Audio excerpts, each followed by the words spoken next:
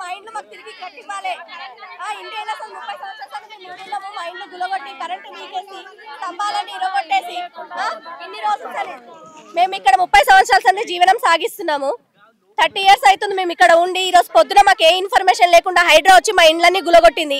మా ఇండ్లు మాకు తిరిగి కట్టివ్వాలి, మాకు కరెంట్ ఇవ్వాలి, మళ్ళీ హైడ్రా ఇక్కడికి రాదు అని చెప్పి మాకు హామీ ఇవ్వాలి.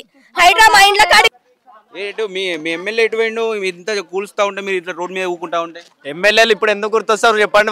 వాళ్ళకి ఓట్లు వేసే ముంగట ఒక 1 year ఎలక్షన్ ఇంకొక 1 year ఉందన్న బిఫోర్ మనము ఇక నాన్ స్టాప్ వస్తూ ఉంటారు ఓట్లు నాకేయండి ఇప్పుడు రమ్మనండి చూద్దాం. ఇప్పుడు కనిపిస్తలేరు. ఇప్పుడు 100 మీటర్లు కాదు 1000 మీటర్ల దూరంలో ఏ ఎమ్మెల్యే కనిపిస్తలేడు, ఎంపీ కనిపిస్తలేడు, కనీసం ఎక్స్ఎమ్మెల్యే గిట్ట కనిపిస్తలేడు. ఈ రోజు దినం పవర్లు ఉన్న ఎక్స్ఎమ్మెల్యే శ్రీశైలం గౌడ్ తమ్ముడు శ్రీనన్న గౌడ్ గిట్ట ఈ రోజు కనిపిస్తలేడు. ఎందుకని ఓట్లు కావాలని వస్తున్నారు. ఈ రోజు ఎందుకు రావట్లేదు? ప్రాబ్లం ఉందని సాల్వ్ చేయడానికి పైసలు ఖర్చు అవుతాయనే కదా మీరు రావట్లేదు. పెద్ద వాళ్ళు మీకు తిడతారనే కదా రావట్లేదు. మీ పైన ప్రెజర్ ఉంది కాబట్టి మీరు రావట్లేదు కదా. అది మాకు దీనికి జవాబు కావాలి. ఓట్లు అడగడానికి ఎట్లయితే వస్తున్నారో మీరు ఎక్స్ఎమ్మెల్యే కుణ శ్రీశైలం గౌడ్ అయినా సరే గెలిచిన వివేక్ అయినా సరే ఎందుకు రావట్లేదు? ఇద్దరు ఎందుకు రావట్లేదు? ఎవ్వరు కనిపించట్లేదు మాకైతే పొద్దున్న నుంచి ఈ క్షణం వరకు. ఒక్కరు కనిపించలేదు. ఏదైనా ఫలానా దావత్ ఉంది అంటే ఇట్లా వచ్చేస్తారు.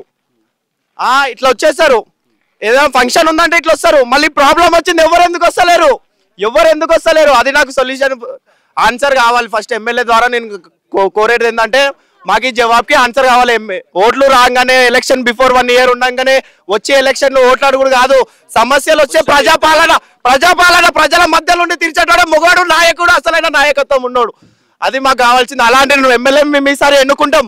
ఎవరెవరు ఓట్లు వస్తారో వాళ్ళందరికీ ఈ రోజు ఎవరైతే ప్రాబ్లం ఉన్నప్పుడు రాలేరో వాళ్ళందరికీ తరిమి కొట్టే బాధ్యత మాది, మా బాలయ్య బస్తీది.